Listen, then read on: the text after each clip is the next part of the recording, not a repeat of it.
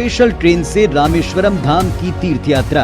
आज ही अपनी seat book कराएं त्रिपुरयात्रा.com पर। महंगाई भत्ता यानी कि डीए और गृह भाड़ा भत्ता यानी कि एचआरए बढ़ाने की मांग को लेकर छत्तीसगढ़ के कर्मचारी संगठन सोमवार से यानी कि आज से ही अनिश्चितकालीन हड़ताल पर जा चुके हैं।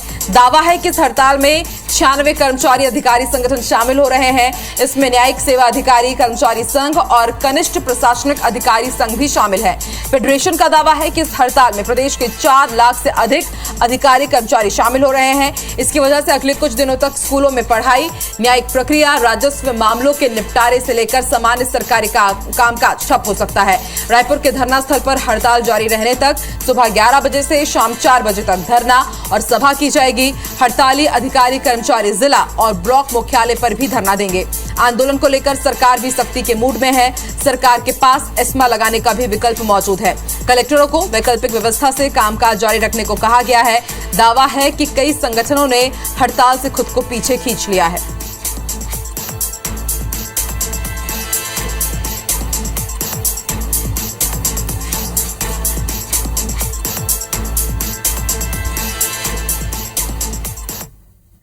तो छत्तीसगढ़ में करीब 4.5 लाख अधिकारी कर्मचारी अपनी मांगों को लेकर आज से हड़ताल पर चले गए हैं। रायपुर कलेक्ट्रेट में आज हड़ताल के पहले दिन क्या स्थिति है, हमारे संवाददाता स्टारजन ने जायजा लिया। देखिए। डीए और दूसरी मांगों को लेकर लगातार कर्मचारी और अधिकारी छत्तीसगढ़ के वो आंदोलन कर रहे थे और आज से अनिश्चितकालीन हड़ताल पर वो चले गए हैं। इस वक्त हम कलेक्ट्रेट कार्यालय मौजूद हैं, जहां पर आपको दिखा दूं कि पूरा वीरान पड़ा हुआ है। 10 से ज़्यादा हो चुकी, सुबह 10 बजे कार्यालय खुल जाता है, लेकिन इस वक्त की स्थिति आपको बता दूं कि अधीक्षक कार्यालय जो है, जहाँ पर तमाम अधिकारी कर्मचारियों की हाजिरी लगती है, वो कार्यालय तक यहाँ बंद पड़ा हुआ है। इसके अलावा दूसरे जितने भी कार्यालय हैं, प्रोटोकॉल शाखा या तमाम दूसरे कार्यालय हैं, वहाँ पर भी वीरानी छाई है। कोई अधिकारी कर्मचारी यहाँ नहीं पहुँचा हुआ है। मतलब साफ है कि कर्मचारी और अधिकारी जो हैं हड़ताल को लेकर गंभीर हैं, मामले को लेकर, अपनी मांगों को लेकर, और उसका असर आज दिखने लगा है कि कोई अब तक अधिकारी कर्मचारी नहीं पहुँचा है। दूसरी तरफ आपको बता दूं कि मुख्यमंत्री भूपेश बघेल ने भी साफ कह दिया है कि जो 6% डीए उन्होंने बढ़ाया है, उसके बाद कई कर्मचारी संगठनों ने उसका स्वागत किया था, लेकिन उसके बावजूद यदि कोई कर्मचारी हड़ताल पर जाते हैं और इससे यदि आम जनता का कामकाज प्रभावित होता है, तो फिर सरकार अपने स्तर पर हर सख्त कदम उठाने के लिए तैयार है। ऐसे में देखना होगा कि अब कर्मचारी क्या रुख अपनाते हैं और सरकार आगे क्या कदम उठाती है। यहाँ कैमरा में नजीर खान के साथ स्टारजन, IBC 24 रायपुर। वहीं कर्मचारियों की इस हड़ताल पर सीएम भूपेश बघेल का बयान सामने आया है। उन्होंने कहा है कि हमने कर्मचारियों के हित में फैसला लिया है और फैसला ले भी रहे हैं। संगठनों से बात हुई, हमने 6% डीए बढ़ा दिया। आधे संगठन ने हमारे फैसले का स्वागत किया। ऐसे में कोई भी सौदेबाजी नहीं होगी। सीएम भूपेश बघेल ने यह भी कहा कि हमारे फैसले के बाद भी अगर हड़ताल करना चाहे तो उनकी इच्छा है, सरकार अपना काम करेगी। तो आज से अधिकारी कर्मचारियों की हड़ताल की शुरुआत हो चुकी है। आपको बता दें, डीए की मांग को लेकर तमाम संगठन आज हड़ताल पर हैं और इसका मिला जुला असर देखने को भी मिल रहा है। वहीं कर्मचारियों की हड़ताल पर सीएम भूपेश बघेल का बयान भी सामने आया है।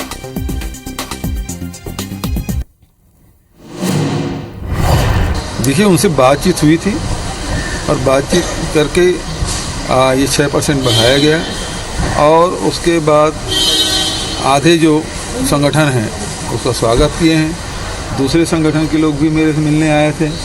उन्होंने कहा कि 6% से 1% भी बढ़ा दीजिए, क्योंकि सौदेबाजी थोड़ी होगी भाई। अर्थव्यवस्था को देखते हुए हमने वो बढ़ाया 6%। ओल्ड पेंशन स्कीम भी हमने लागू किया है। तो हम तो कर्मचारियों के हित में लगातार फैसला लेते ही जा रहे हैं और जितने शासकीय योजना है उसका भी लाभ हो रहा है। हफ्ते में केवल 5 दिन काम करना है, वो भी हमने छूट दी है।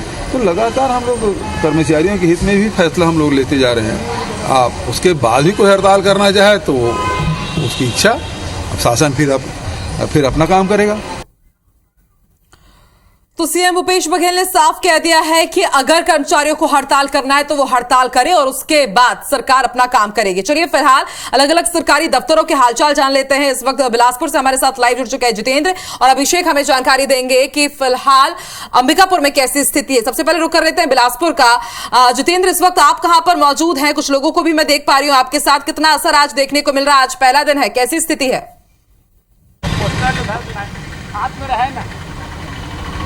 बिल्कुल, देखिए डीए और एचआरए की मांग को लेकर अधिकारी कर्मचारी जो हैं वो अब लामबंद हो गए हैं। गतिरोध जो है कहीं ना कहीं वो बढ़ता दिख रहा है, क्योंकि जिस तरह से पिछले दिनों सरकार ने घोषणा किया था कि 6% जो महंगाई भत्ता है वो दिया जाएगा, लेकिन उसके बावजूद अगर कहें तो कर्मचारी अधिकारी जो फेडरेशन है वो अपनी मांगों को लेकर उन्होंने अनिश्चितकालीन हड़ताल शुरू कर दिया है।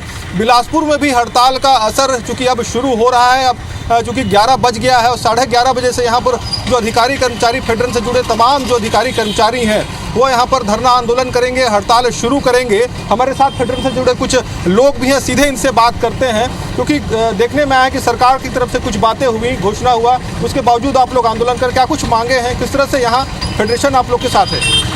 फेडरेशन का पूरा मांग है कि जो केंद्र के समान महंगाई भत्ता और केंद्र के समान गृह भाड़ा भत्ता, इसको लेकर विगत 3 चरणों में हड़ताल हो चुकी है। चौथे चरण में हम पूरे कर्मचारी अधिकारी फेडरेशन के बैनर तले पूरे जिले के कर्मचारी हड़ताल पर हैं। आज 22 अगस्त से आज इसी 11:30 बजे से पूरी ये पंडाल आप देख रहे हैं सजी हुई है और पूरे कर्मचारियों का आना जाना शुरू हो गया है और पूरे हम तन्मयता से ये हड़ताल में जाना चाह रहे हैं पूरे कर्मचारी अधिकारी। हमारा पूरी शासन से मांग है कि हमारी मांग केंद्र के समान गृह भाड़ा भत्ता और केंद्र के समान महंगाई भत्ता को तत्काल जारी करे, नहीं तो यह हड़ताल आर पार की हड़ताल होगी। और हम लोगों को पूरा विश्वास है कि हमारी मांगों पर सरकार पुनर्विचार करे। 6% का जो महंगाई भत्ता का आदेश दिया है आज की महंगाई में बहुत ही कम है।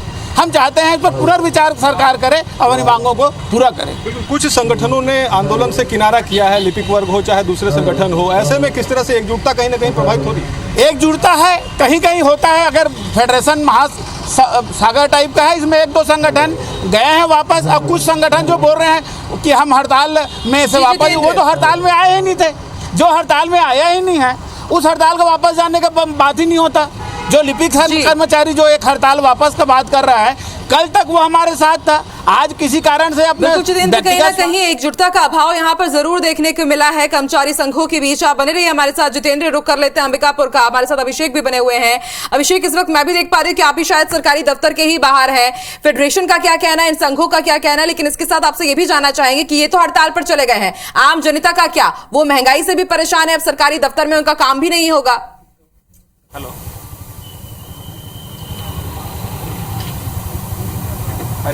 निश्चित रूप से आर पार की लड़ाई कही जा सकती है, क्योंकि जो सरकारी अधिकारी कर्मचारी हैं उन्होंने पहले ही चेतावनी दी थी कि 22 अगस्त से अगर सरकार उनके डीए की मांग को लेकर कोई निर्णय नहीं लेती तो ये अनिश्चितकालीन हड़ताल पर ही चले जाएंगे, और आज ऐसा ही देखने को मिला है। और सबसे खास बात ये कि इस जो हड़ताल इन्होंने की है उसमें जो न्यायालयीन कर्मचारी हैं वो भी इसमें शामिल हैं, यानी कि जो न्यायालय की प्रक्रिया है वो भी पूरी तरीके से प्रभावित रहेगी और एक तरह से आर पार की लड़ाई कही जा सकती है। क्योंकि लगातार जो एक अधिकारी कर्मचारी संगठन है उन्होंने अपने डीए बढ़ाने की मांग की थी, सरकार के पास प्रस्ताव रखा था। पहले 1 दिन का जो हड़ताल था वो चला, उसके बाद 5 दिन की हड़ताल हुई और अनिश्चितकालीन हड़ताल पर जाकर अधिकारी कर्मचारियों ने ये साफ कर दिया है कि अगर उनकी मांगें नहीं मानी जाती तो इस तरह का जो प्रदर्शन है वो जारी रहेगा।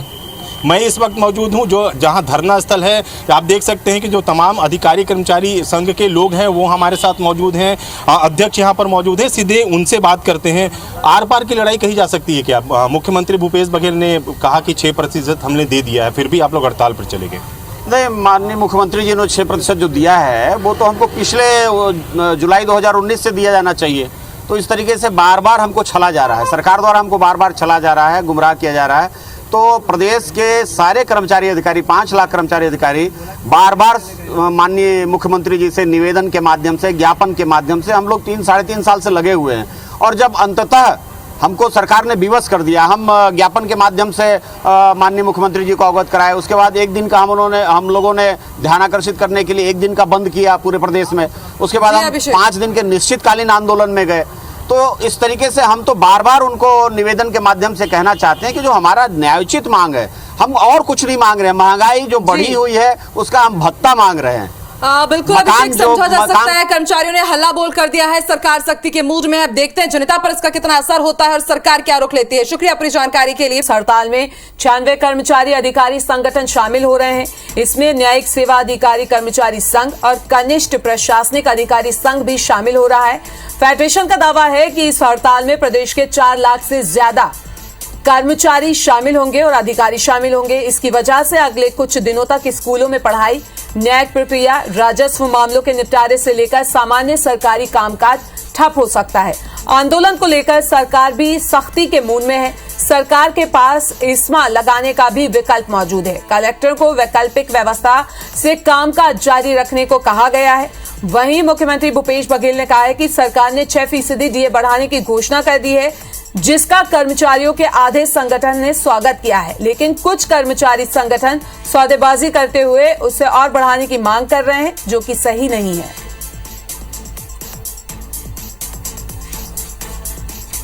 उनसे बातचीत हुई थी और बातचीत करके ये 6% बढ़ाया गया।